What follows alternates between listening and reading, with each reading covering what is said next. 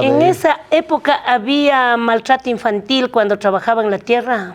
El primero que puse el poncho rojo soy yo. La primera parte de la corrupción que hay que eliminar, que nadie lee el teleprompter. Pobres de los más pobres, yo creo que soy yo. Y le voy a demostrar al gobierno nacional que el 70-30 yo sí lo manejo, pero... Yo no soy de Pachacuti, yo no soy de la CONAIE. Mi pobre de la central mando... Tenemos que elevarle autoestima y tenemos que decirle, los indígenas también podemos ser poderosos. No te va a ir bien con el Raúl.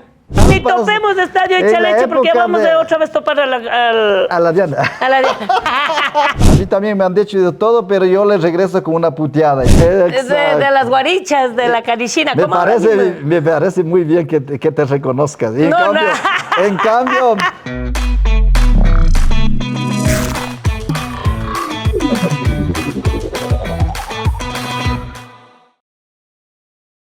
¿Y qué tal, amigos? Nuevamente estamos ya con otro personaje. Estamos en año nuevo, personaje nuevo. Nuevamente este programa se llama A Calzón Quitado con Lulú. Vamos a hablar a calzón quitado con uno de los personajes más importantes de la provincia de Tungurahua y el país. Y luego de esta entrevista van a decir si es o no es uno de los personajes más importantes en todo sentido por ser... no solamente empresario, sino porque sale de la parte más pobre del país y como indígenas que son, salieron adelante en esta provincia. Quiero dar la bienvenida al abogado Luis Alfonso Chango. Oiga, con el Papa Santo ha de ser más rápido, más rápido. Pero por fin se dio. Quiero agradecer el espacio. Sé que es una persona que trabaja casi como la prefecta. Yo me levanto a las 5, él dice que levanta 4:30. Así es que bien, por ahí vamos. Así se tiene que trabajar. Así trabajaron nuestros padres y hoy en los diferentes espacios. El Luis Alfonso en la empresa privada y Lulú en una institución pública. Tenemos que demostrar que el trabajo es trabajo. Bienvenido, Luis Alfonso. Gracias por permitirme una entrevista más. No se olvide, suscríbase, comente y comparta. A Calzón Quitado con Lulú, con Luis Alfonso Chango. Tenemos un personaje que tengo mucho que preguntar y la entrevista es rápida, es del lado humano de la persona. Luis Alfonso, gracias por aceptar esta entrevista. Quiero que comience diciendo, si cierra sus ojos, cómo se ve un niño de 4 años. Muchas gracias, Lulú. Más bien, para mí es un gusto. Y en verdad que creo que me solicitaste hace 3 años, creo, desde ahí, pero siempre hay, más tarde que nunca, pero sí hay oportunidades. Para mí es un gusto de tenerte en el edificio Mushuruna como Lulú, como prefecta, como varias funciones que has desempeñado. Como a calzón quitado. Como a calzón quitado. Como que casi estás semidesnuda, pero tápele, pero de todo. Entonces, en el podio. En el podio.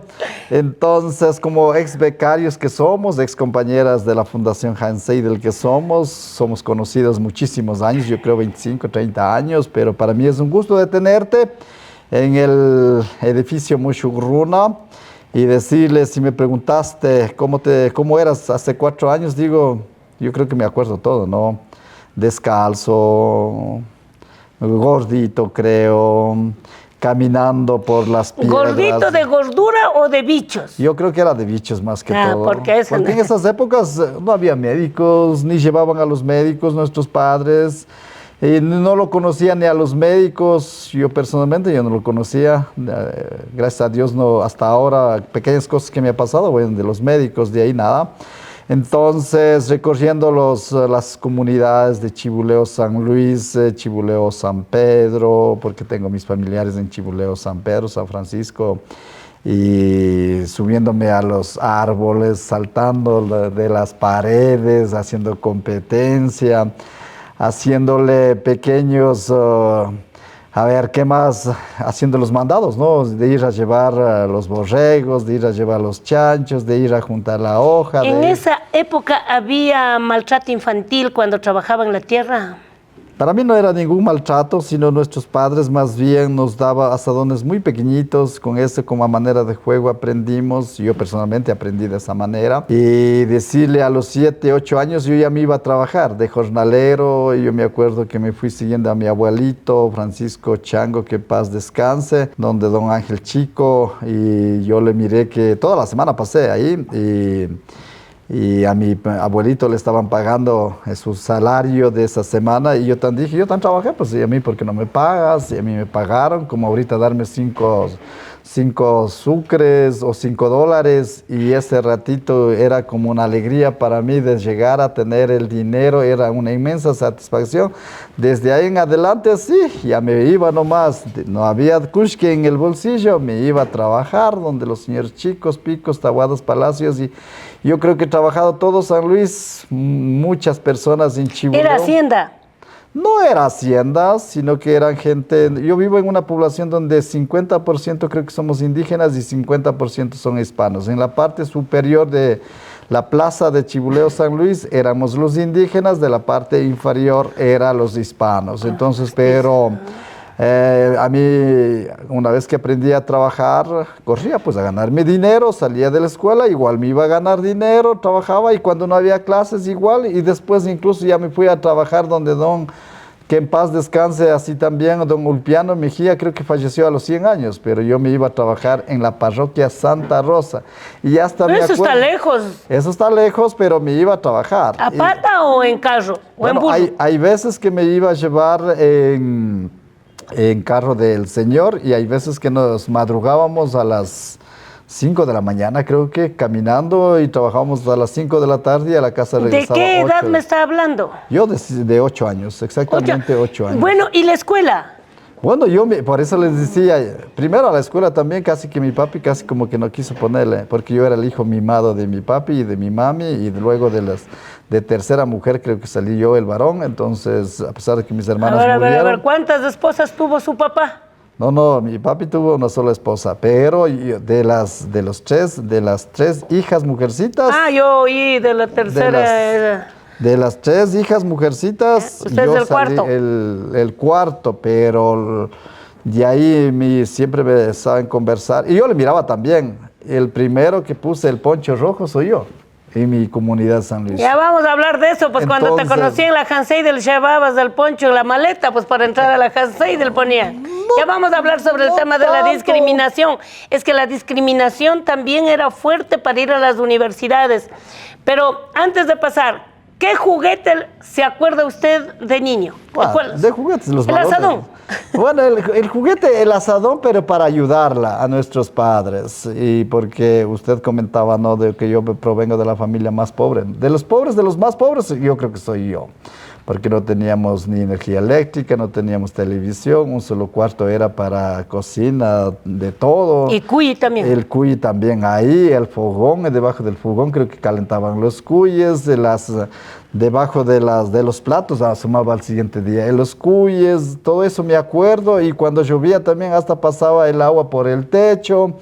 Y todo esto, y digo, yo provengo de la familia más pobre, andaba descalzo también y ahora con Ferragamo, entonces, pero en esas épocas era descalzo, hasta salía las uñas cuando te golpeabas en la piedra, entonces yo provengo de ello y no me avergüenzo de nada porque como yo le digo en mi libro, todo es posible en la vida, solo hay que soñar y hay que trabajar inteligentemente, que es la base fundamental. Entonces, te puedo decirle, tranquilo, trabajando. Ahorita las leyes protegen a los derechos del niño, que ya no puedes hacerle ni hablar, trabajo infantil y todo lo demás. Pero nosotros hemos trabajado desde cero, viendo las necesidades y hemos aprendido y pues puesto en práctica y hemos mejorado todos los años a la situación que donde me encuentro. Hubiese hecho mucho más, pero tranquilo, estoy feliz de todo el proceso de mi vida que he pasado y de ser líder también desde los 9 años, 8 años,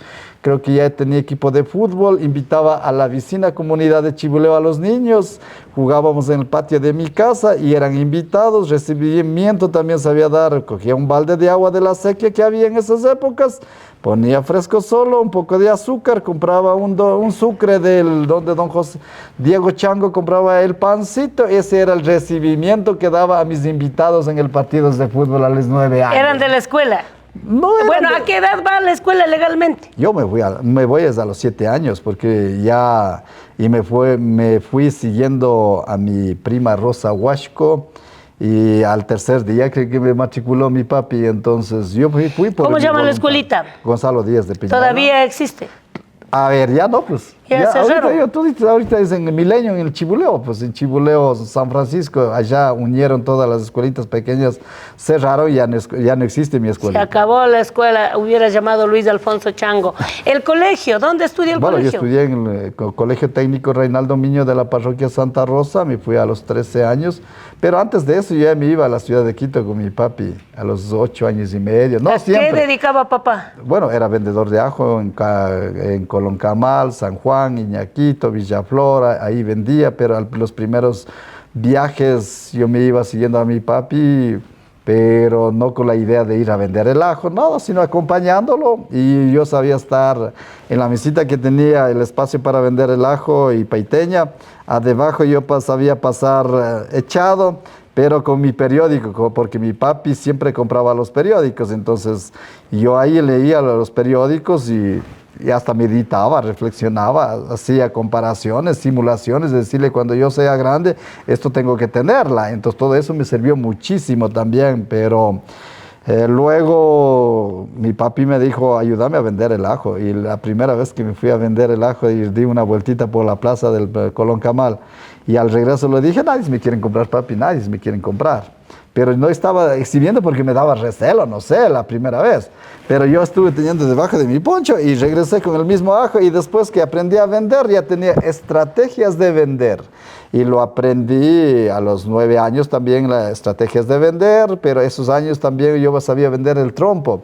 Sabía ganar 5 sucres y le decía, a ver, 2 sucres, deme trompos, creo que me daba 6 trompos, y eso le daba crédito a la escuela, en la escuela.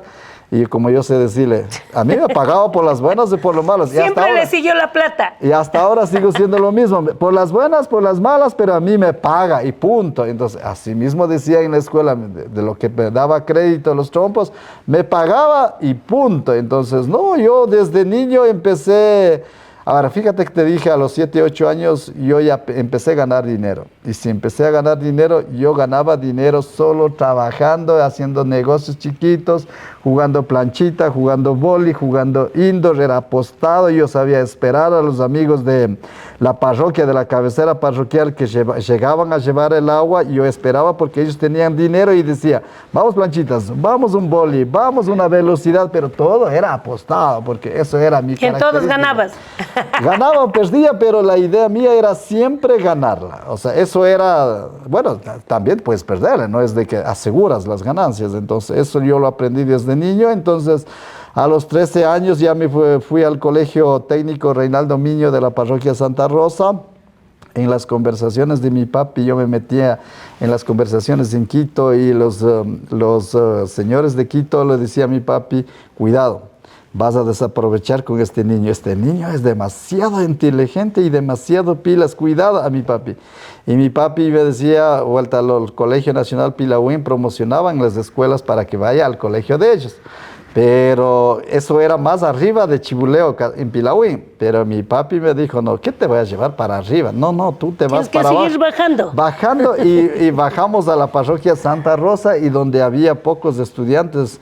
En la parroquia Santa Rosa creo que eran unos 4 o 5 indígenas. Y hasta me acuerdo que el primer día que nos fuimos a matricular en el colegio y lo vio al señor Juan José Espín, que había estado ya en 6º curso.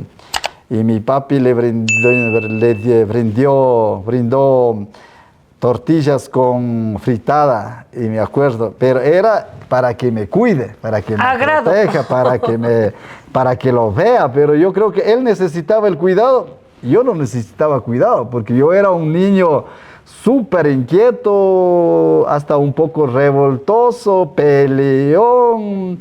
Yo era un niño que decía, nos jalábamos puñetes dentro de la clase, pero después decíamos, bueno, aquí ya no, sino después de las clases nos vemos el bosque. Y en el bosque íbamos a seguir la bronca, pero ya hasta con barra. Entonces, ese es el carácter que yo tengo. Por eso yo creo que tengo el carácter más fuerte que cualquiera. A mí no me lo causa miedo. ¿Y ha vuelto a encontrar nadie. con los niños de la escuela, con los que peleaba?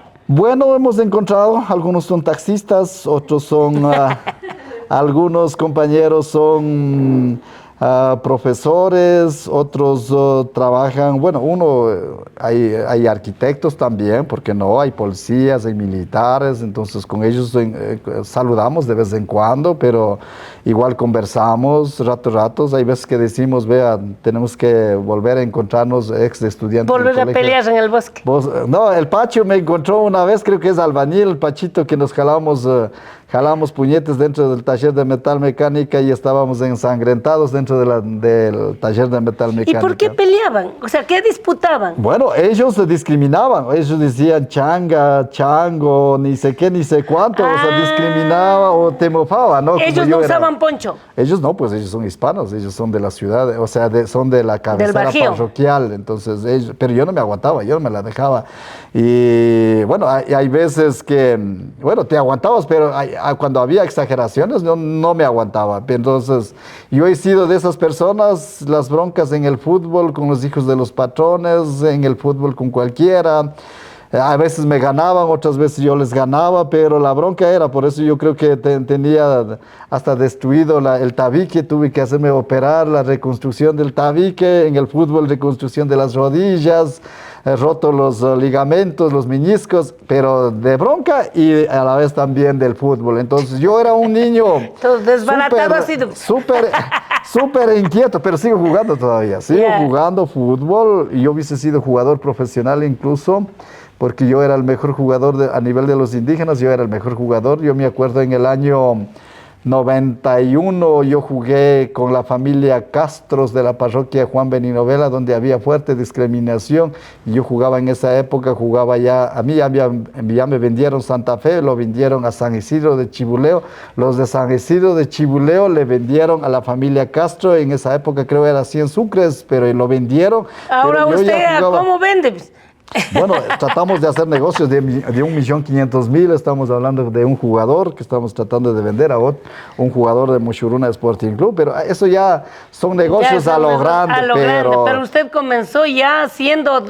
Entonces usted jugaba fútbol. Yo jugué durísimo fútbol, vóley, sí, la primera chuma yo hice con los profesores, me enseñaron a tomar también, no solamente la... ¿A qué edad su primera chuma? A los 18 años fue la primera chuma, luego de haber casado, ni en el matrimonio chumé, pero cuando los profesores me dijeron acompáñeme a jugar indoor, porque ellos me llevaban a jugar indoor, a jugar vóley, y en el Colegio Técnico Guayaquil, en el campeonato interprofesional de los profesores, me llevó y me hicieron, bueno, yo también estuve sentado, pero aceptaba un hito que otro, y ahí, cuando mismo me había quedado chumado con un profesor de colegio Huasipamba, creo que era de Pelileo, pero él hablaba quichua, y como hablaba quichua, conversando en quichua, chumaron español, en quichua. Y cuando también me había chumado, entonces...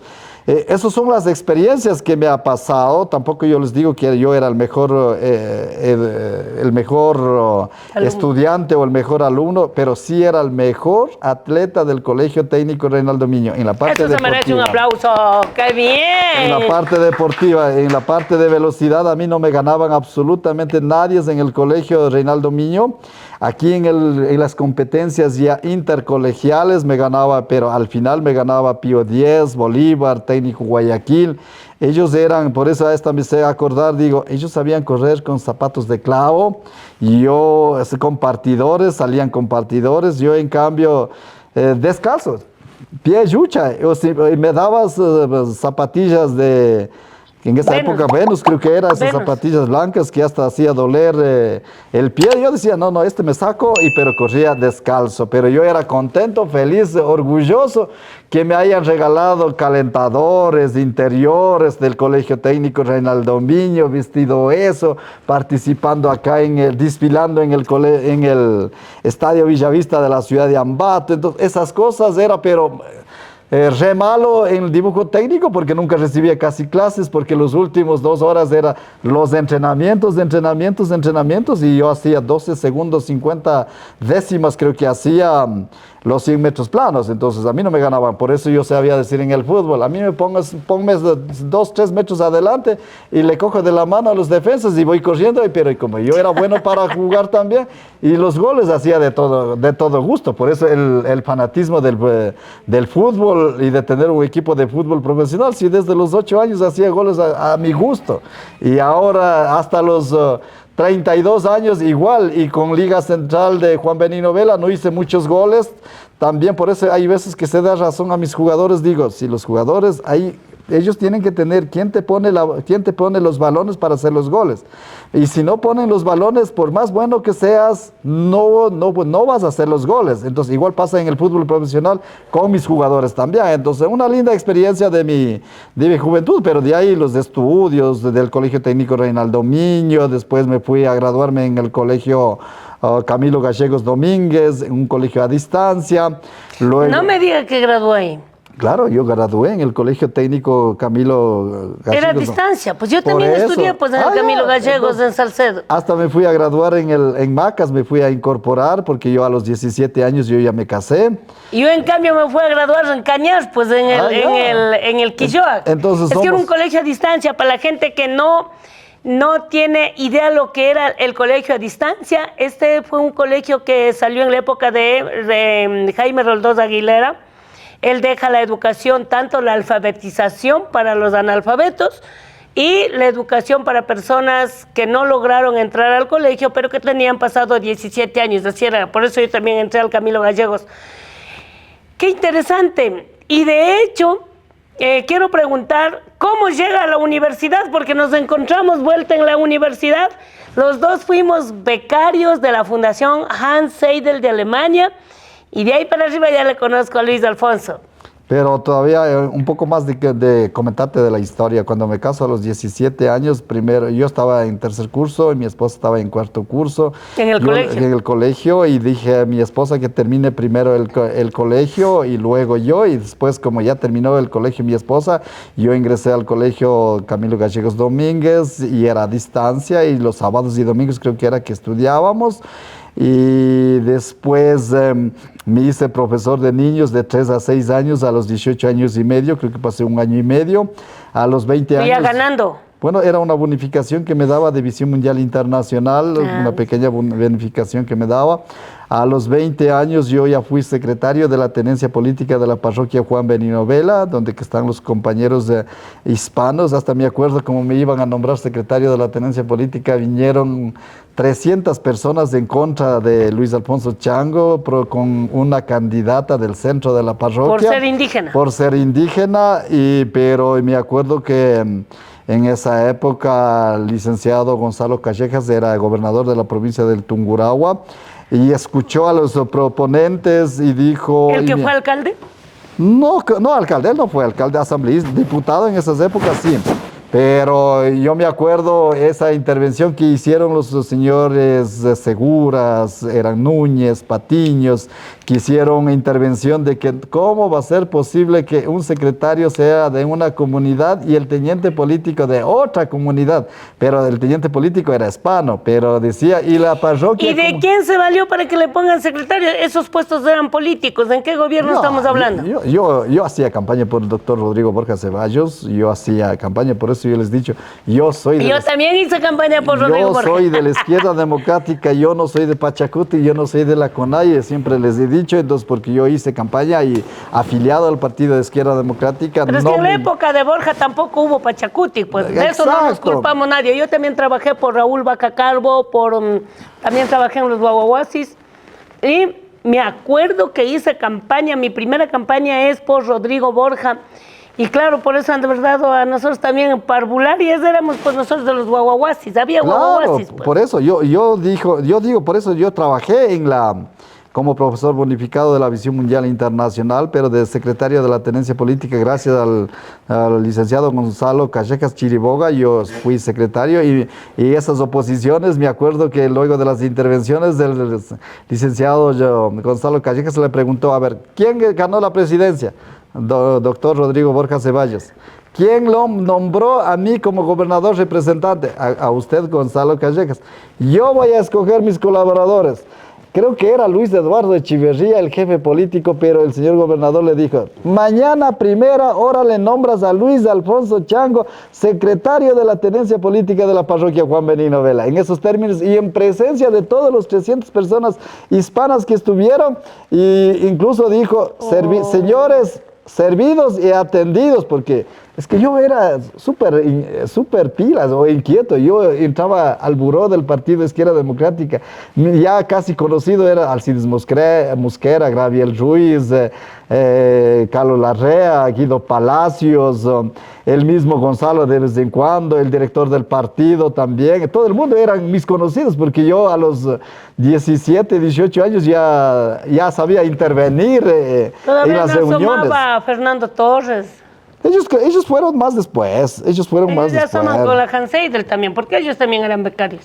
De ahí, bueno, ya empecé, ahí estaba estudiando. Yo quería llegar a la Hans Seidel, yo llegaba a la Hans Seidel, pero no me dieron la oportunidad de la beca. Yo creo que era un poquito hasta cerrado el círculo. Usted debe estar al tanto, usted era una de las primeras. Bueno, a mí tampoco me dieron. Pero usted era los primeros. ¿Qué número de becario era, a ver usted?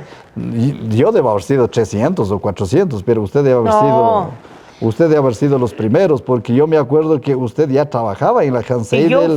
Yo fui la becaria 151. Usted debe haber estado por los 180, 200, porque, claro, la regla ahí era que había un ecuatoriano llamado Raúl Barrio Nuevo. Yo no sé si Raúlito vives todavía, pero yo un año que andaba buscando no me dieron la beca. Al siguiente año volví y me encontré en la grada con el amigo en común, con Armin Schlegel. Ajá. Él sí me dio la beca a mí. Y después de eso, tú ya eras becario también, pues sí. Claro, yo después me hice becario, pero fíjate cómo llego a la Hans Seidel. 2 veces me voy a la Hans Seidel, pero no hubo chance.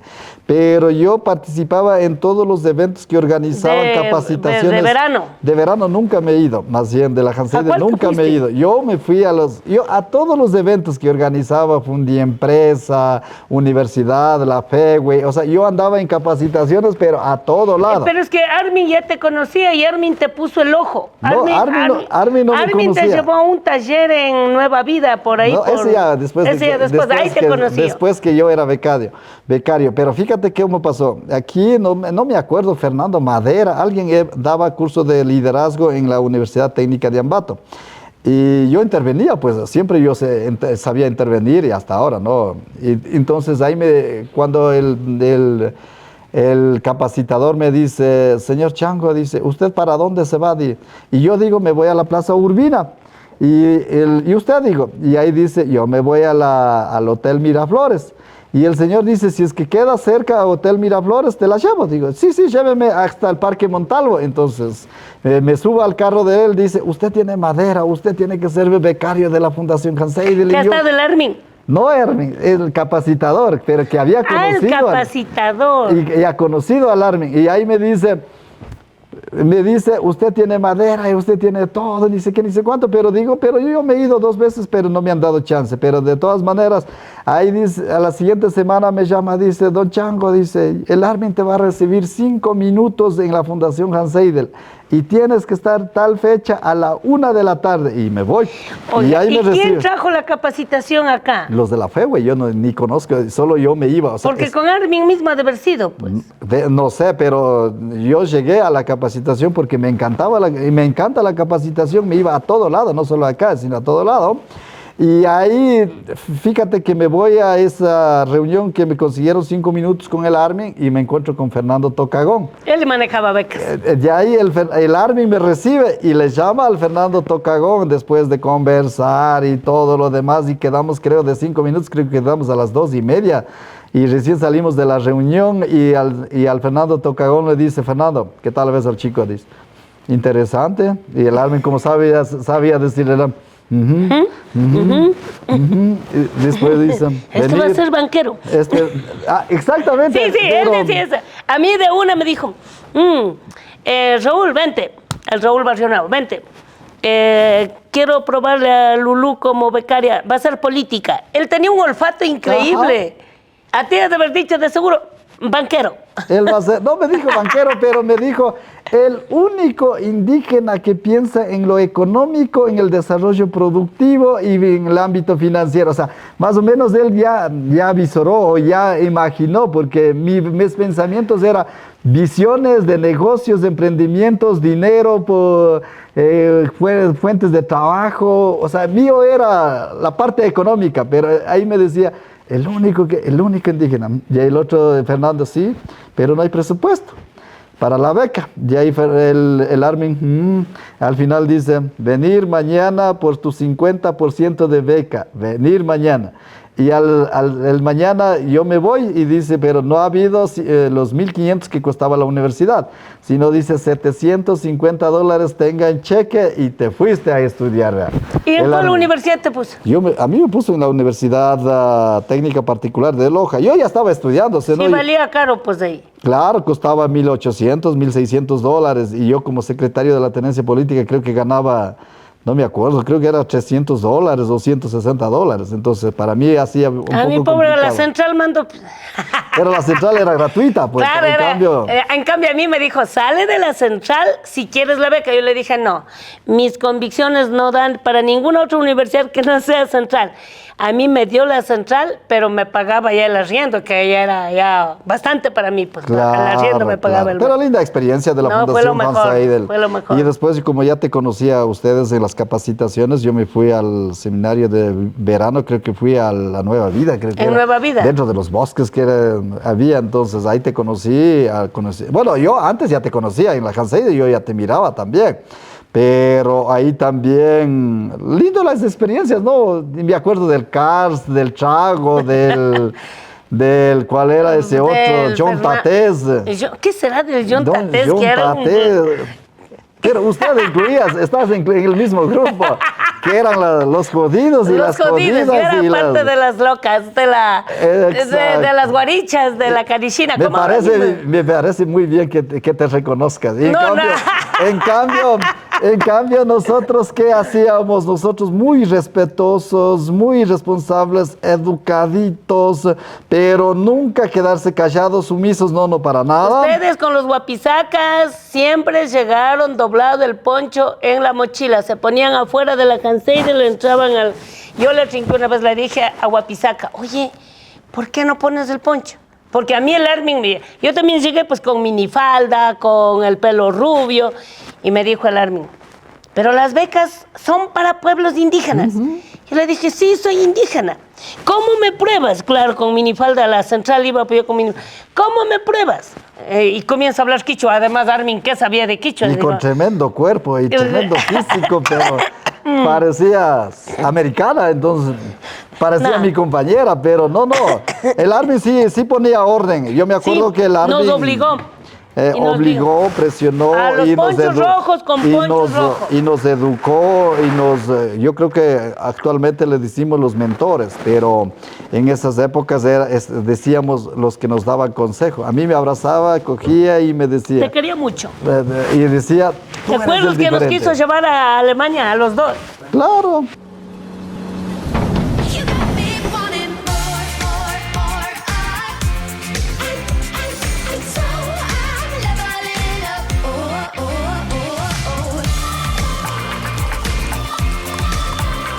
¿De qué color son tus burbujas? Splendor Burbujas, diferente como tú. Pídela a domicilio en botella PET y vidrio al 096-777-7795 o en splendor.es. Para la gente que nos está siguiendo esta interesante historia de vida, el lado humano de Luis Alfonso Chango, por los años 96 hacia arriba, hubo una fundación Hans Seidel, ni lo que hace el IESE ahora. El IESE no hace eso. El IESE daba becas a los hijos de los diputados, a los hijos de los políticos, de los ministros. Pero hubo una fundación alemana que vino también, no hay que esconder la historia. Ellos vienen a Ecuador a formar a Luis Fernando Torres, Heinz Meller, Cynthia Viteri, Nebot. Algunos de la derecha eran becarios de la fundación. Era una fundación de derecha. Conservadores, decía, yo no entendía mucho para la época. Pero el Armin, el jefe de la fundación, él se da cuenta cuando viene a Ecuador y dice, pero aquí también hay gente muy pobre. Voy a hacer estudiar. Imagínate que Armin llegó a tener 1.200 becarios indígenas. Fue el semillero indígena más grande que el Ecuador tuvo, producto de eso. Lourdes, Salvador, Luis Maldonado. En esta fundación trabajaba la actual esposa de Luis Macas, doña Alicia. Celestino Bizún también, Celestino alcalde, Bizún, asambleísta. Guillermo Churuchumbi, Piedad Pijal.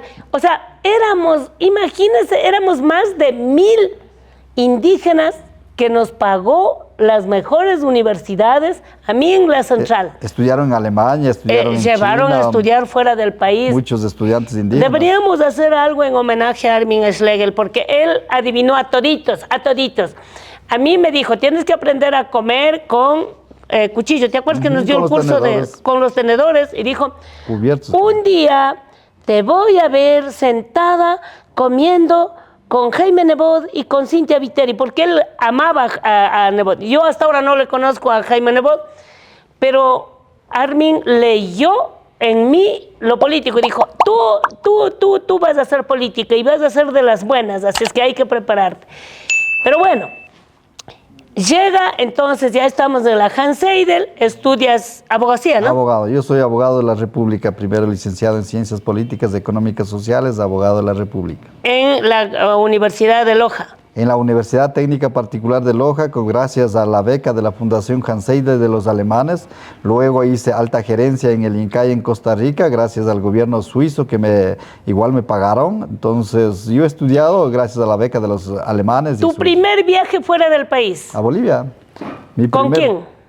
Bueno, con la Swisscontact, con la Fundación Swisscontact me fui al Bolivia, yo desde niño... ¿O con Evo Morales? No, yo tenía, yo primero, cuando mi papi llegaba a Quito y al aeropuerto, y yo siempre soñaba en el avión, ¿cómo será el avión? ¿Cuándo tendré que subir? Pero esa era la idea mía desde niño.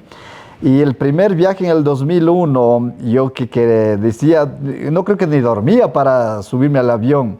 Y me fui a la República del Bolivia, me llevan a La Paz y al aeropuerto de La Paz y toda la zona de La Paz y digo, pero si ha sido peor que el Ecuador, los aeropuertos, pajonales, las casas en las laderas, botado, desastre, me lleva a la zona, primero nos fuimos a Zapaqui, Patacamaya, eso creo que eran, ¿por dónde? Hasta enfermo, creo que llegué por tantas vueltas que había que dar. ¿Y para qué fueron? Bueno, yo hice una pasantía en las cooperativas de ahorrocrédito en Bolivia y lo miré, bueno, algo aprendimos, pero yo recorrí casi todo Bolivia, Chapare, estuve en Potosí, estuve en Santa Cruz de la Sierra. Santa Cruz de la Sierra era hermoso, me encantó, me gustó. La zona de Chapare también me gustó, no era tan mala. Pero en esa época todavía no tenías la cooperativa, ¿o ya? Tenía, 1987 yo ya fundé, 1997 fundé Mushurru, una cooperativa de ahorrocrédito y ya estábamos con 4 años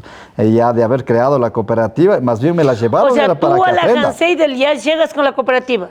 No, antes llegué, yo creo que llegué más antes. Antes de ser gerente de la cooperativa, yo ya llegué a la Fundación Hans Seidel. ¿En qué año te gradúas? En el año... Primero el colegio tuve que terminarla, Pero creo que me gradué, no estoy exactamente como no hice ni boda, nada. Ahora están los famosos bodas. Hasta padrino cogen pues, para hasta grado. padrino, hasta del colegio se gradúan. Para que pague la fiesta, pero... Yo creo que gradué en el 2006, más o menos, por ahí creo que gradué. 2006. Claro, 2006. Ah, ¿después? Por ahí. Porque yo me gradué después. en el 2001. 2006. Claro, es que ustedes ya estaban adelantados. Yo estuve después, ustedes son entonces eres entre las primeras becarias. Ya, ¿y cuándo se va a Alemania? ¿Te acuerdas que íbamos a ir a Alemania? Bueno, nos lleva a Alemania. ¿En qué año vas a ver a Alemania? Alemania nos fuimos en el 2007, 2006, creo por ahí, creo que fuimos a Alemania, porque yo me acuerdo cuando me voy a Alemania, lo veo en Berlín, lo veo unos edificios hermosos, todo lo demás, digo, y cuando regreso de Alemania, a ver, estábamos haciendo justo proyecto del edificio de Mönchengruber, y cuando regreso, los consultores nuestros del sistema cooperativo o los asesores nuestros en esas épocas, la Fundación Hans Seidel y el ingeniero Franklin Lozada y Mirta Corella, dice, ustedes tienen que hacer un edificio acorde a la realidad de los pueblos indígenas del campo. Y yo les digo, ¿cómo sería entonces ese edificio? Dice, con área de cajas de madera, asientos de madera, todo madera, pareciera como un cultural, como un tipo de campo más o menos, dice, así tiene que ser la cooperativa. Y yo les digo, no, eso está muy mal, digo. Y muy caro. Caro, barato, no, pero eso no me venía a mi caso, porque yo no vino a compaginar con mis visiones, con mis ideas, digo, no. Yo ya tengo diseño a estilo Alemania y tiene que ser el mejor edificio de la ciudad de Ambato y tiene que ser que contagie una mentalidad de progreso y desarrollo y tiene que simbolizar un crecimiento hacia arriba del Mönchengruber. Y incluso les dije, ya no de esos de madera, yo sé que para turismo todo lo sirve, yo valoro mucho, pero ya no esos de madera, nada, tiene que ser con alfombra de oro si es posible, para que ingresen los indígenas y para que se cambie la mentalidad del pueblo indígena.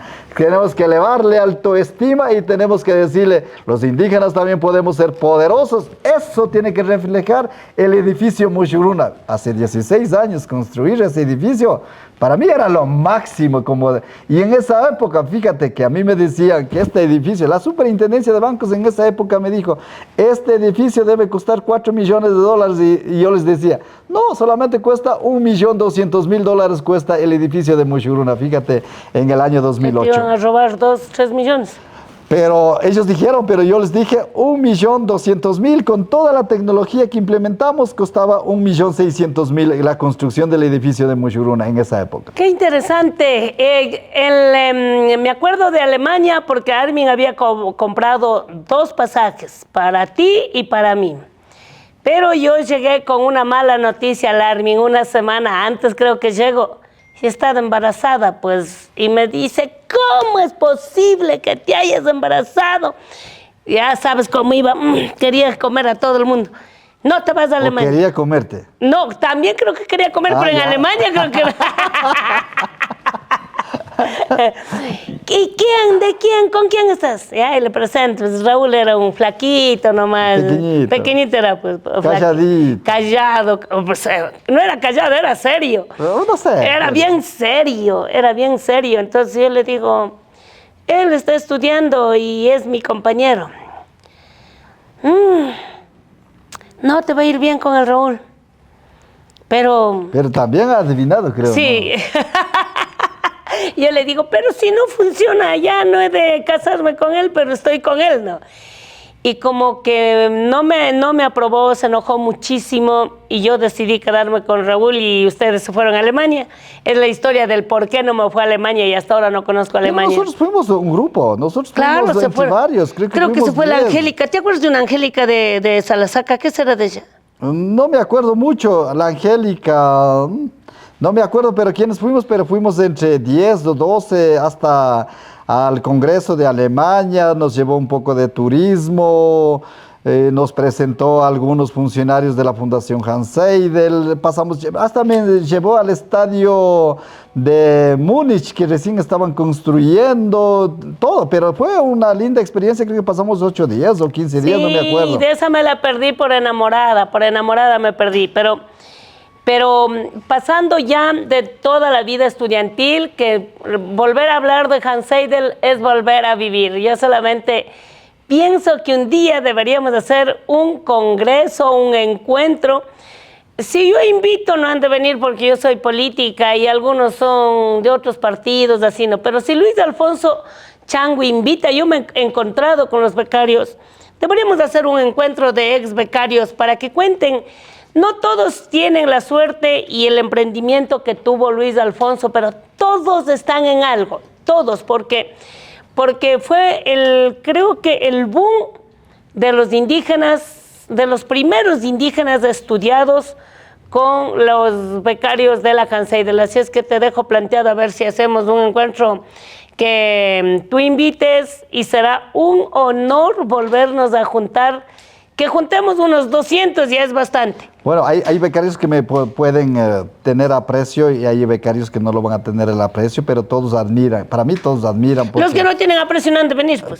Claro, pero yo me acuerdo cuando yo conversaba del sistema cooperativo y explicaba de cómo capitalizar los dineros de la Junta Administradora de Agua Potable, y los chicos como que decían, no, eso no sé, de ganadice, pero cuando Guillermo Churuchumbe, ¿te acuerdas cuando iba a exponer de los 500 años de resistencia indígena, la cosmovisión indígena, ni sé qué, pero todo el mundo aplaudía?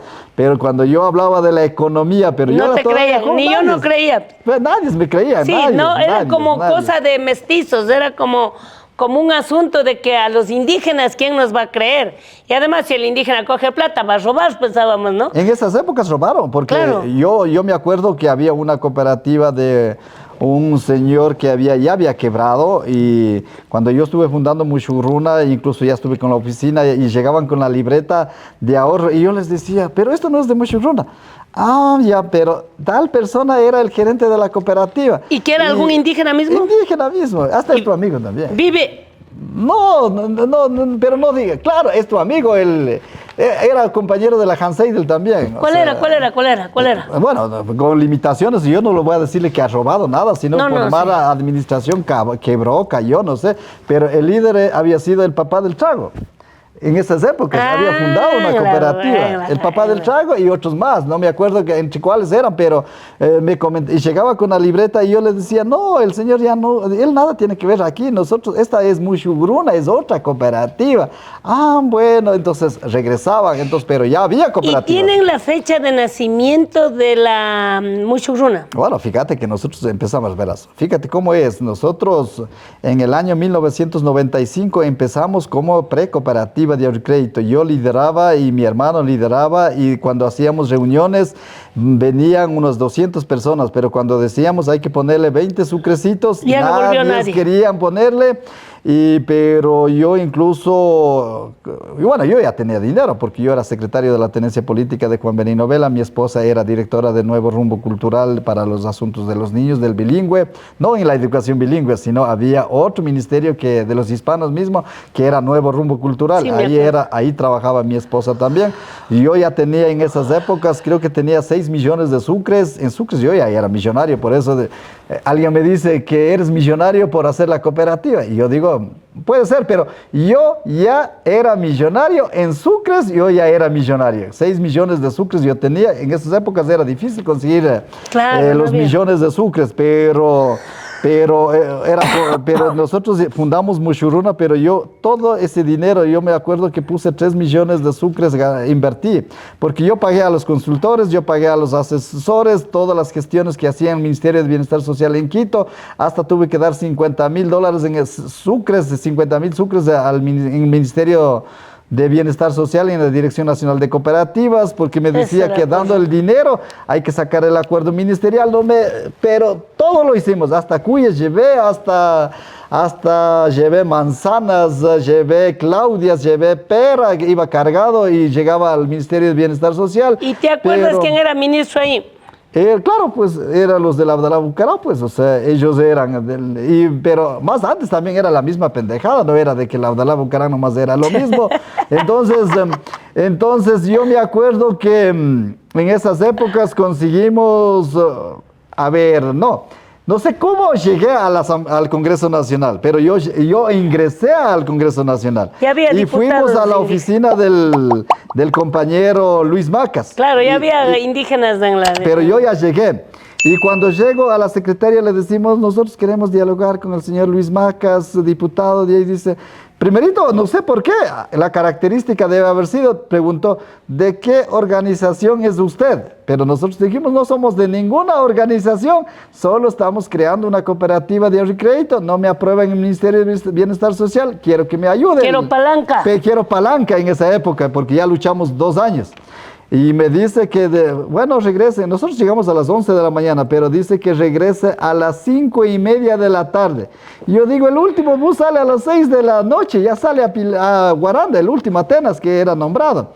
Ya ahí decimos, muerto de las iras por las gradas, bajamos conversa, y como éramos un grupo de 6 jóvenes, hablándonos, muerto de las iras, y asomando al licenciado Hernán Castro en los pasillos de la Asamblea, del Congreso Nacional. ¿Hernán Castro quién era? Era diputado en esa época, diputado era en el año 1997, Hernán Castro. Y dice, ¿qué hace, señor secretario de la tenencia política de Juan Benigno Vela? Digo, acá venimos a visitar a Luis Macas, no nos atiende, estamos ya regresando imputados. De ahí dice, venga a mi oficina, visítame a mí también, dice. Y ahí conversamos, ¿no? Ya 2 años gestionamos, nos han pedido dinero, han hecho tantas cosas, y a la secretaria dice, haz un oficio al Ministerio de Bienestar Social, uno al ministro, uno al director nacional de cooperativas. Fíjate que en 3 meses ya nos dieron el acuerdo ministerial, luego de tanto luchar. ¿Y de qué provincia era este Castro? De aquí, de Tungurahua, él era pero lamentablemente uno se dice, me voy donde los indígenas. Claro, pero no fuimos donde el licenciado Hernán Castro. Yo estando de diputada sí le hubiera recibido. Pero era complicado, bueno, no nos recibió, pero creo que mis pensamientos eran completamente diferentes de los compañeros indígenas. Y yo me acuerdo que participaba en las reuniones que daba Nina Pacari, Luis Macas y Tránsito Chela, creo que era, no me acuerdo bien, pero era una de la provincia de Bolívar, creo que era, pero bien problemática, una señora, pero ellos eran los líderes que estaban asomando en esa época. Y nosotros hablábamos de la economía, del desarrollo, del progreso, ya no hablábamos de la resistencia indígena. ¿Por qué tienen que estar solo cada rato reclamando? Más bien presentemos alguna propuesta. Y ahí me acuerdo que me dijo el don Vicente Chato, dice, estos guambras son del Partido Social Cristiano, estos ya son mestizos, no son indígenas. Pero yo pensaba completamente diferente, y era en esas épocas hablar de la economía, de progreso, desarrollo, de proyectos. O sea, desde esa época ya había derecho indígena. Yo creo que era pero yo no me considero ni la derecha ni la izquierda, lo que yo me considero. Indígena y punto. Yo me considero un indígena con visiones, con proyectos, con desarrollo. Fíjate, ahí hago comparaciones, ¿no? A veces, ¿no? China, por ejemplo, hablan comunismo, hablan socialismo, y China comunista, dice mucha gente, ¿no es cierto? Uh-huh. Pero ellos no piensan en comunismo, sino ellos lo que piensan es desarrollo, emprendimiento, copiar los proyectos, innovar los proyectos, superarlo, vender los productos, superar a Estados Unidos. Superar a los Estados Unidos, bien como un bloque y progresar. Pero los socialistas ecuatorianos, entre paréntesis, podríamos decir hasta comunistas, ellos lo que quieren es que todo el mundo viva del subsidio, que todo el mundo reciba apoyos directos, que le mantenga si es posible. Eso es lo que piensan, pero en China no es eso, sino en China todo el mundo trabaja, aunque hacen todos los esfuerzos. Tampoco en China todo el mundo son de poder económico, pero China es completamente diferente. Pero en América Latina, ejemplo, en Nicaragua, mismo Cuba, que pasó, qué pasó últimamente en Venezuela y quieren hacer lo mismo en el Ecuador, que no, los enemigos son los ricos, a los ricos hay que quitarle, hay que darle a los pobres. No piensa que a los pobres tenemos que trabajar. Como yo también fui muy pobre, pero a mí me enseñaron la Fundación Hans Seidel, a mí me enseñaron la Fundación Swiss Contact de los suizos, yo aprendí a pescar y sigo trabajando. Y algunos me dicen, Mushuruna, que la cooperativa da muchísimo dinero. Me da dinero, pero los proyectos también me da mucho dinero, también organizar las expoperias me da dinero. El Mushuruna Sporting Club que estoy hablando, ojalá vendamos en $1.500.000 a un solo jugador, y mi proyecto es de aquí en 10 años vender no solamente un jugador, sino vender 10 jugadores, a cada uno ojalá $3 millones, ganarme $30 millones al año. Ese es el proyecto que hay que ir soñando, pero eso en el socialismo es malo. Pero para los empresarios, pero para los políticos es lo lindo, lo hermoso, para que la gente pobre piense que todo hay que dar subsidio, pero y el pobre tiene que estar más pobre. Pero el socialismo y los líderes son los que son más ricos, que el pueblo tiene que seguir confiando en su proyecto, y el discurso de decirle que a los pobres hay que regalar, hay que subsidiar, hay que hacer todo. Pero ojalá un buen político que llegue, que diga, no, el pueblo tiene que trabajar, el pueblo tiene que emprender, el pueblo tiene que dejar los malos hábitos a un lado, tiene que hacerle los buenos hábitos para que el país en forma conjunta progresemos. A los ricos hay que respetar, no respetar significa humillarse, sino a los ricos hay que cobrar los impuestos. Todo el mundo tiene que pagar los impuestos, pero los pobres igual, alguna cosa hay que pagar los impuestos también. Eso tiene que ser las nuevas visiones, las nuevas ideas, pero no ver. Los socialistas ven cuco al empresario, los empresarios lo ven de mal lado, sin apoyar, por ejemplo, a los indígenas. Pero si a los indígenas apoyáramos, los indígenas también se convertirían en una fuerza de desarrollo económico en la agricultura, en la industrialización de la agricultura, pero ojalá esas tareas lo vayan aprendiendo los políticos también.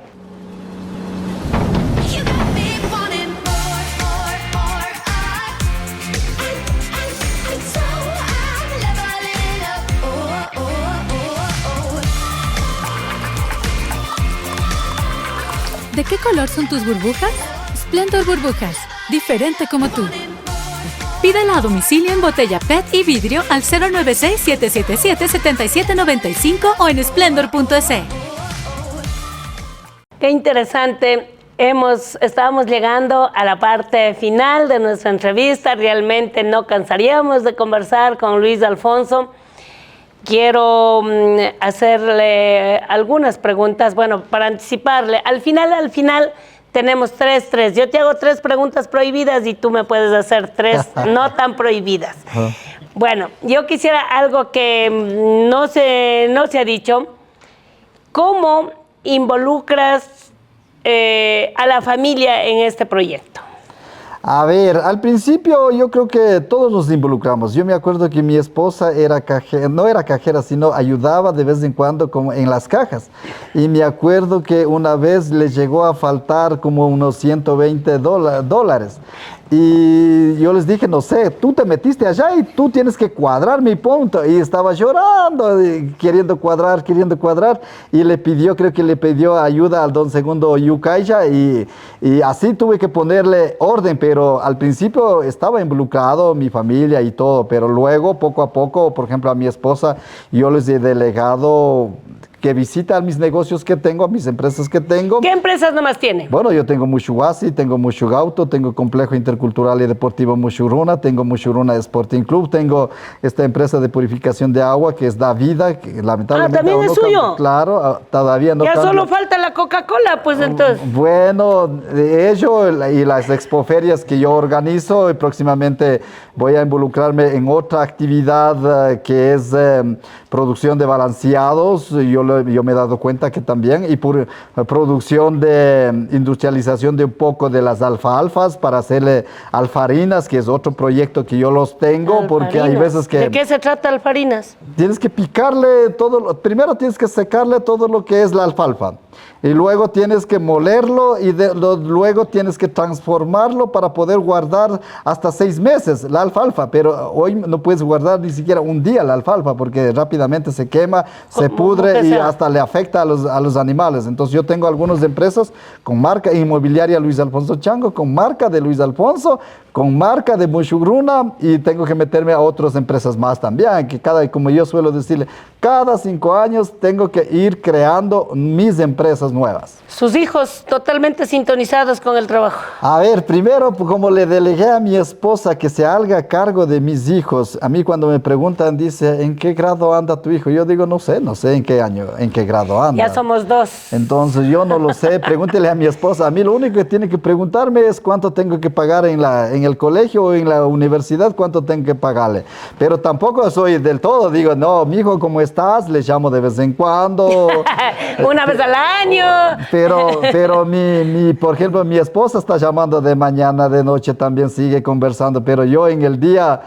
En la semana llamaré un día para de contar, pero a mi esposa, ahorita cuando estaba hablando con mi esposa dice, salúdale a tu papi, ya está cerca, ya llegó. Yo estoy llegando a las 10 de la noche, entonces ahí mi hijo dice, papi, ¿cómo estás? Entonces conversamos un ratito para de contar, pero las mujercitas es completamente diferente, pues están llamando de día, al mediodía, a la tarde, ya están haciendo despertar, ya comiste, no comiste, todo lo demás. Pues el papá sí está dedicado al trabajo, pero gracias a Dios yo le puedo decirle que mi hija, por ejemplo, la Karina, primero la Vero, no ha tenido mayor inconveniente, está súper bien con su esposo, con sus hijos. La segunda, que es la Karina, igual ha estudiado, como si alguien me preguntara, hay algunos que hacen comparaciones, le dicen la administración indígena o lo que sea, pero no nos metemos a ese lado, pero yo los digo, administración indígena puede ser muy buena para como tú lo haces, la madrugas a las 4 de la mañana, ya estás bronqueando con los trabajadores, ya estás bronqueando en las obras, ya estás diciendo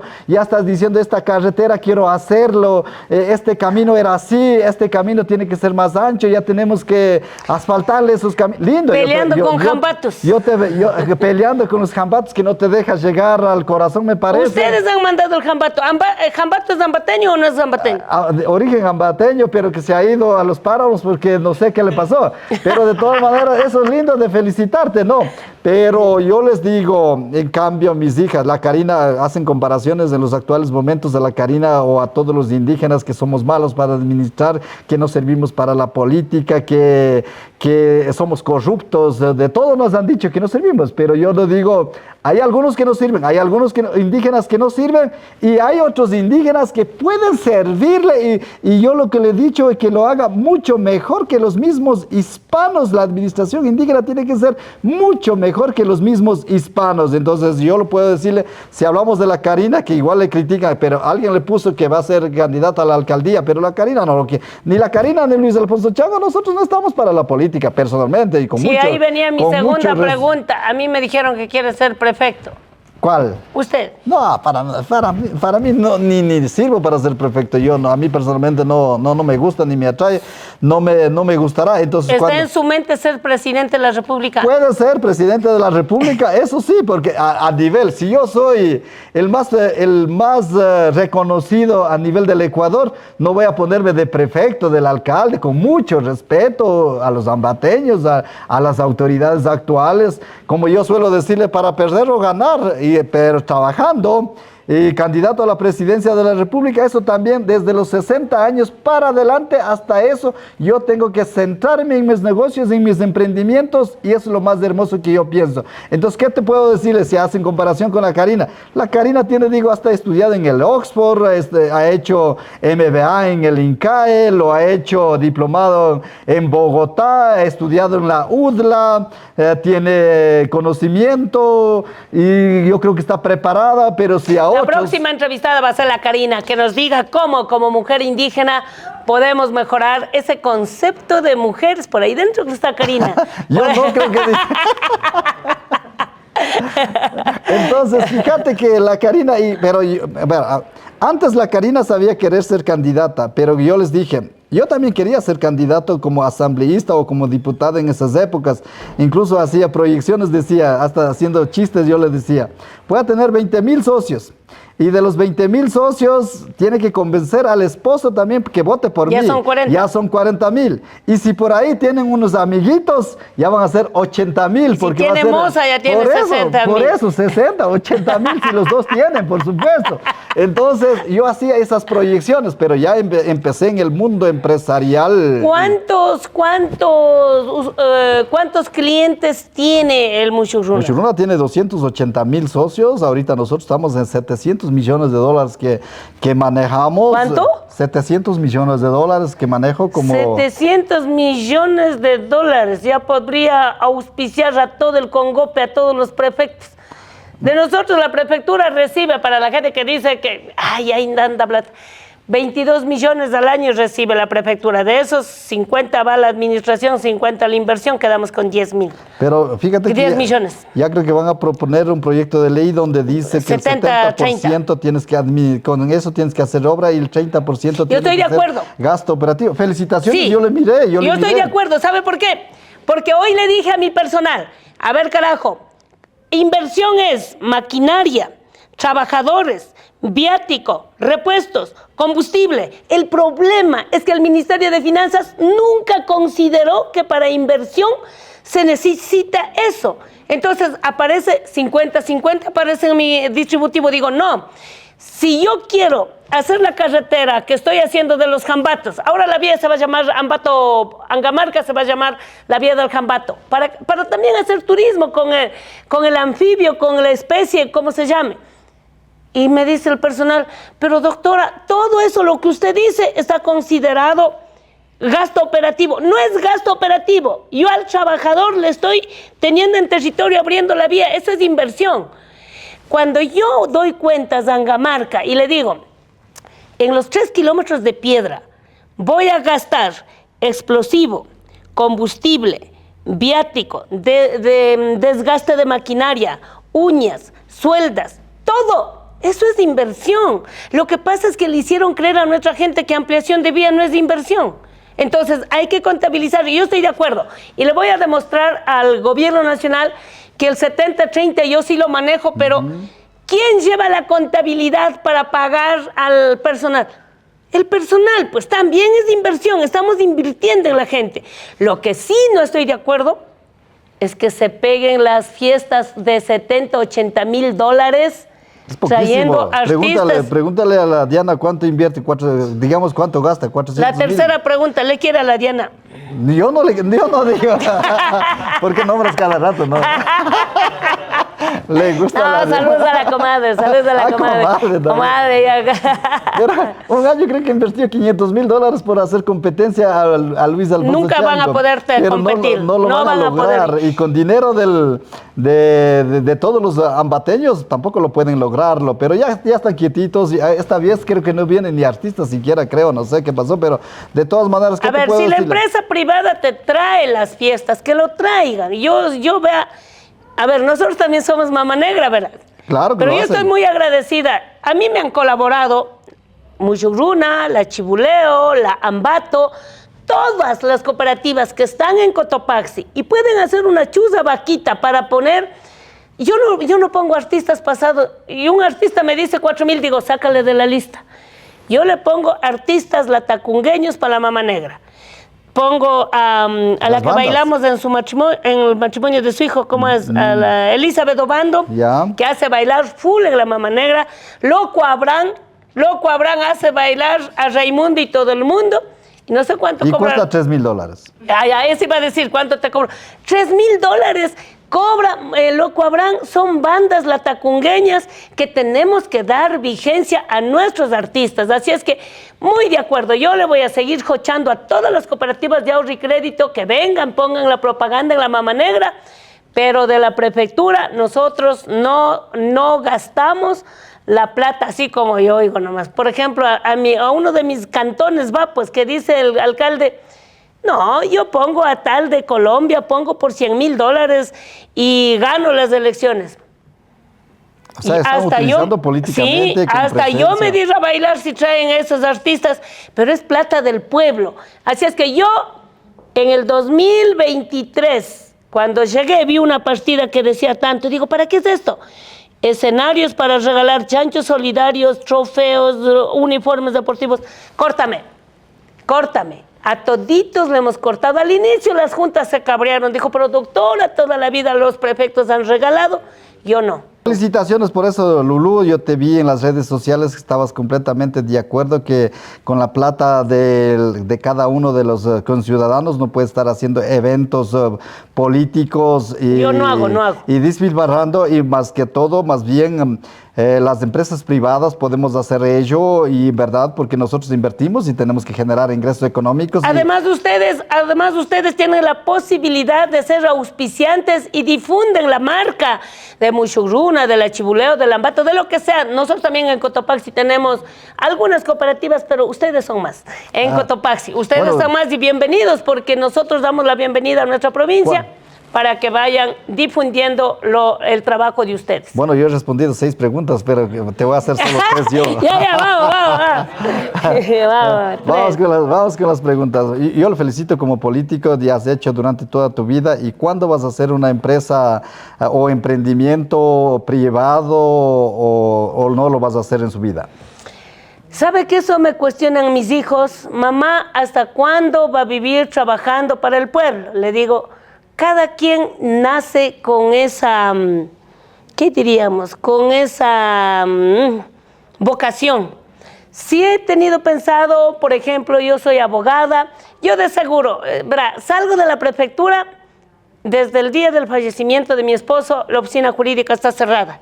Yo sueño con tener un bufet jurídico de primera, así es que ya voy a ver qué hago, pero salgo de la prefectura y pondré en práctica algo de qué voy a vivir, porque la política no es para robar, ojo. Mucha gente piensa que si ya estás en la política y eres millonaria. Yo salgo con las justas al fin de mes, tengo hijos que estudiar, pago la matrícula de mis guaguas, ahora además soy sola, pero eso no significa que un centavo mal habido de la política venga a mi bolsillo. Yo cobro el mensual como cualquier cajera que usted pague, asesor que usted pague. Todos podemos trabajar honestamente, así que yo hago un trabajo honesto. Y vamos a la segunda. La segunda sería, dentro de su ámbito político, ¿has enfrentado el momento de hacer campaña que te diga, Lolo, pero eres corrupta? ¿Has enfrentado o te quedas callada? Sí enfrento, porque lo general, usted revise redes sociales, es que ser político es sinónimo de corrupción. Y eso hay que cambiar. Y es durísimo porque es una golondrina frente a la manada. Yo le digo, un día subo al taxista, digo, le pregunto en Quito, digo, disculpe, ¿y quién va a ganar para presidente tratando de... Verá, señora, yo de política no sé nada, por suerte yo trabajo. Y digo, puta, entonces yo que no trabajo. O sea, la política está visto como sinónimo de vaguería, ociosidad, robo, corrupción y coger la plata gratis.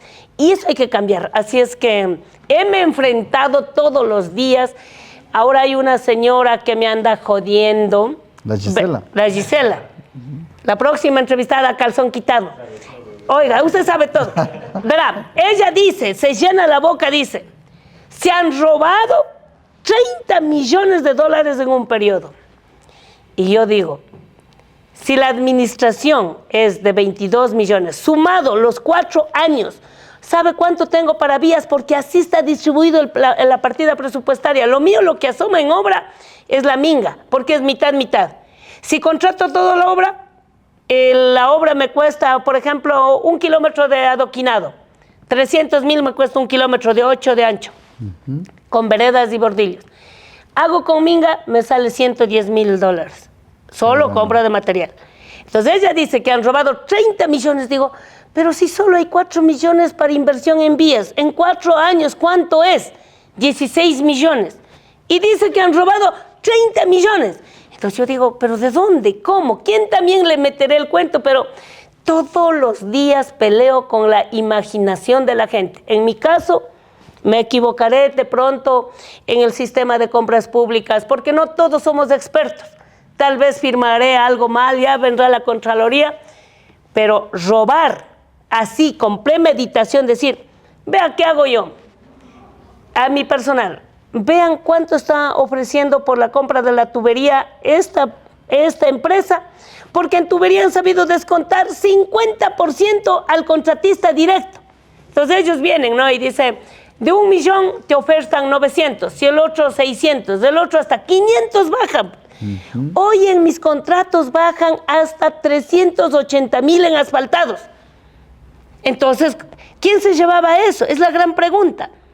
Entonces, estoy controlando y con eso hago nuevas obras. Todo al fin de año sumo las obras y hago nuevos asfaltos. Así es que sí tengo bronca porque está visto la política como sinónimo de robo y corrupción. Bueno, de mi parte tengo que felicitarte. Se ha visto, se ha hecho un seguimiento.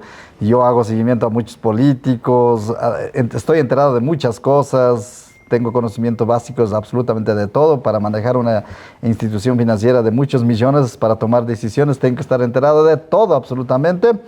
Y por otro lado, la última pregunta para mí facilita, creo.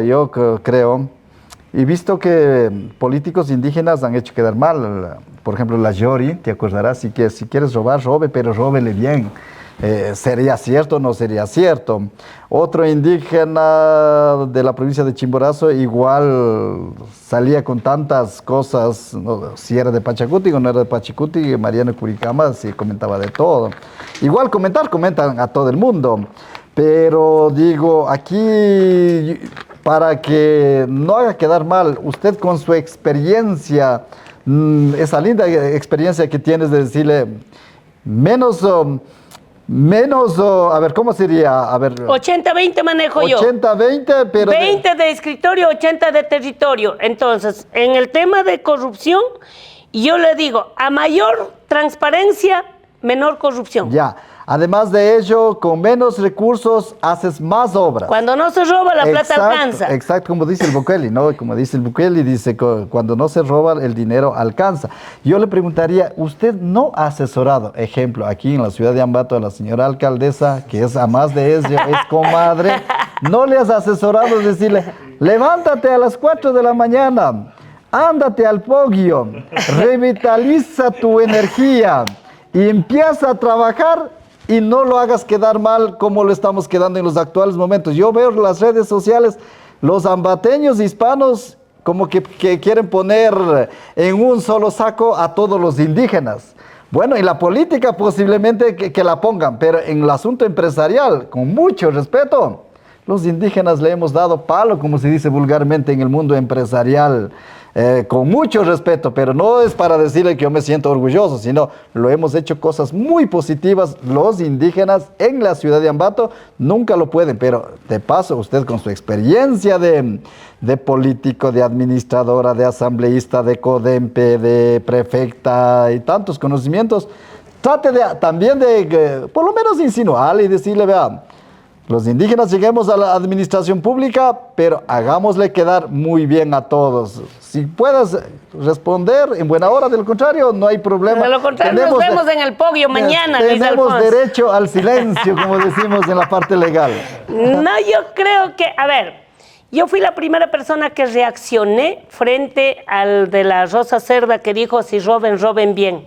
Yo creo que eso resumió los más de 20 años de Pachacuti en la gestión pública, y yo me fui muy molesta a Pachacuti Nacional y le dije a Marlon Santi, creo que estaba, ¿qué sanción van a poner? Esa señora se merece una expulsión. ¿Cómo va a decir roben y roben bien? Entonces dijo, no, lo que pasa que fue un lapsus, no sé cómo es cuándo. Bueno, ya. Segundo, con Guadalupe Llori, y debo decirlo, primera vez voy a confesar, yo tuve que hacer el acuerdo con los 12 votos que faltaba a Pachacuti para poner nosotros la presidencia. Le pusimos, la noche que nombramos a la Guadalupe me fui, pasé, y esto no está en el libro, estoy sacando. Pasé 4 días, yo hice el discurso, ¿no ve que ya la otra semana ya era la Guadalupe, tenía que hablar en público posicionándole a Lazo, pues? Y el único discurso que la man se lanzó, y bien lanzado, fue leyendo el teleprompter. ¿Sabe que la primera parte de la corrupción que hay que eliminar, que nadie lee el teleprompter? ¿Sabe leer el teleprompter? como no veo de lejos, ni leo siquiera. Si Yo no puedo leer. Viene a mis pensamientos, es lo que hablo yo. Yo también. A ver, la primera corrupción de la política es darle inteligencia artificial para que hablen cualquier cosa que no esté en la mente. Es la primera corrupción del político. No creo en los políticos que leen el teleprompter porque le están dando imaginando.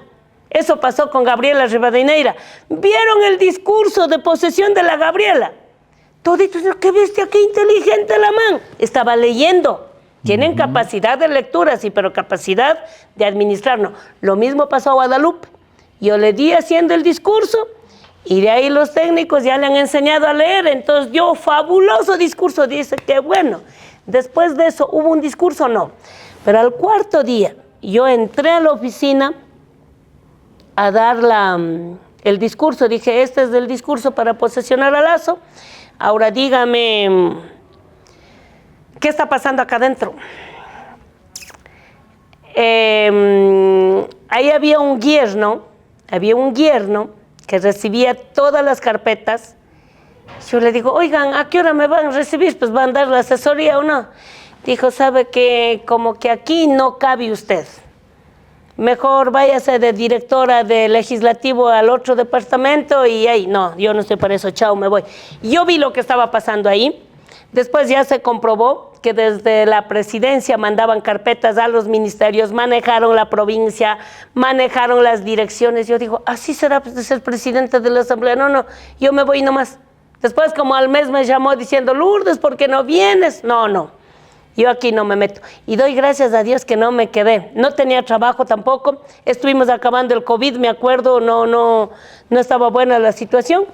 Y después, a los 8 meses, creo que no llegó ni al año, cayó Guadalupe, le tumbaron, por su propio peso cayó. No voy a tapar ningún acto de corrupción, ni gente que no haya respondido. Respeto y con el mayor de los respetos a mi comadre, uno puede compartir, yo comparto, yo le he dicho cómo se puede hacer, el tema de las mingas, el tema de salir a territorio. Lo primero ahí, a mí me tocó botar las zapatillas, me botó tocar los tacos, hay que botar todo, me puse las botas y a meterme al agua. Y empujar el tractor. Y empujar el tractor y jalarle a Lucho, dale Lucho, yo manejo, vos empujas, pero vamos. Y por eso cuando la primera vez me metí por acá por Pasa a Angamarca, me quedé enterrada, dije, esta vía hay que cambiar, ahí estoy cambiando. Y ya con las formas de las autoridades uno no se puede meter. Las formas dice mucho, que yo no tengo por qué ir antes de las 8 de la mañana. Todas las autoridades dicen, mi trabajo es de 8 a 5. Yo digo, mi trabajo es de 5 a 8, que es al revés. Entonces, si tú no estás para cambiar la lógica del sector público, no se metan. Exacto. No se metan, por Dios, no se metan. Ya, una cosa, yo les digo a todos ustedes, una cosa es manejar la empresa privada porque tú puedes direccionar, tú puedes hacer esto.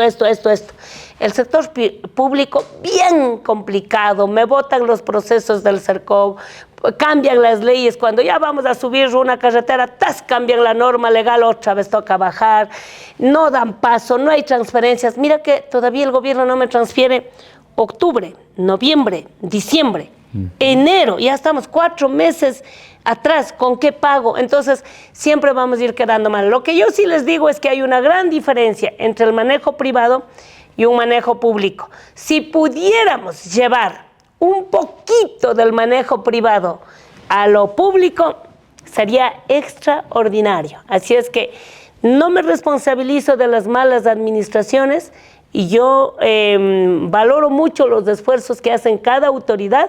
Hoy, créanme, hoy me siento tan orgullosa de que la gente de la ciudad me está pidiendo la reelección. La gente de la ciudad dice, por fin. Después de tanto indio, por fin algo bueno. Yo pensaba que ibas a hacer la tercera vía. También. Primero la reelección, luego nos vamos a la tercera vía. La primera vía es Ambato. Correa, No. pues, Correa. La segunda vía es Novoa y la tercera vía es Los indígenas. Los indígenas con Lulú. Ya, bueno. Yo pensé que iba a ser con Luis Alfonso Chango, pero si van a Polulú. Yo respeto mucho, cada quien es bueno en algo, y si podemos hacer una buena política, yo en cambio estaba hablando de la tercera vía. La primera vía, Pasapungo, Angamarca, el corazón. La segunda vía, Shangawa, Silipo, Pinjopate, el corazón. La tercera vía, Salcedo Tena. Exacto, eso Y también es. Pero sí se puede. igual estaban diciendo que por ahí Que va a ir haber sapos, que va a haber de los también. yanganates, creo que dijeron Sí. que algo pasa por los yanganates. Y vengo de Panamá ayer. Por 2 días me fui a Panamá. Uno para viajar, otro para exponer y regresar. Y entré, Chagre creo que Pero se llama. entonces regresaste igual que el Novoa, ¿estás con Novoa? No, él me vio ya. y vino en avión privado rapidísimo. Yo, Porque Novoa dije que regresaba. y yo no, diga esperando vuelo. No. Yo ayer entré por un parque natural, un parque, como dice, protegido. Qué extraordinario el turismo en Panamá. El Panamá vive del turismo, solo que con ingreso de los cunas, de los emberas, que son pueblos indígenas. Aquí tenemos una maravilla, 18 pueblos tenemos. Allá solo 2 o 3 pueblos. Y en los impuestos para hacer ver el parque de, ¿cómo es? Canal de Panamá, $18 cuesta el canal de Claro. Panamá subir a ver. Para el colmo no pasa ni un barco y me quedo con las ganas. Entonces, el turismo. La Salcedo Tena pasa así, atraviesa así por un parque protegido. Pero para eso están las normas de manejo ambiental, pues. Sino cómo hicieron la Guamote Macas, también cruza el parque. Cómo hicieron las Cajas Cuenca, también por un parque. Cómo entran los turistas al volcán Cotopaxi. Por la mitad del bosque Cotopaxi está el asfaltado, la mitad está en tierra.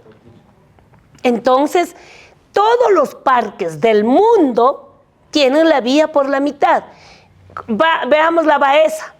A ver, así misma debe decir, también está rompiendo el parque Yanganate, porque el Yanganate va hasta los Cayambis, hasta Imbabura creo que llega al parque Yanganate. También para pasar a Baeza se rompe la montaña. ¿Y qué encontramos en este parque? Los ositos. ¿Vieron un video ositos saludando? Sí. Ya, entonces hemos de hacer un pare, cuidado, va a cruzar un oso. Acá no sé qué cruzará, pues llamingos, lagartijas, pumas, no sé qué va a cruzar, pero nosotros ya cruzamos. He mandado 4, una expedición hicimos con 4 técnicos, cargaron aquí el GPS y caminaron. 6 días se perdieron en la montaña. Nos falta 48 kilómetros. Y ellos dicen, en todo ese trayecto nadie le comió, no salió ni los osos, ni los lobos, nada ha salido. Si hay una parte, sí dice que es muy parado la pendiente de piedra, vamos a hacer túnel, pues ¿cuál es el problema? 100 baños hicieron túnel.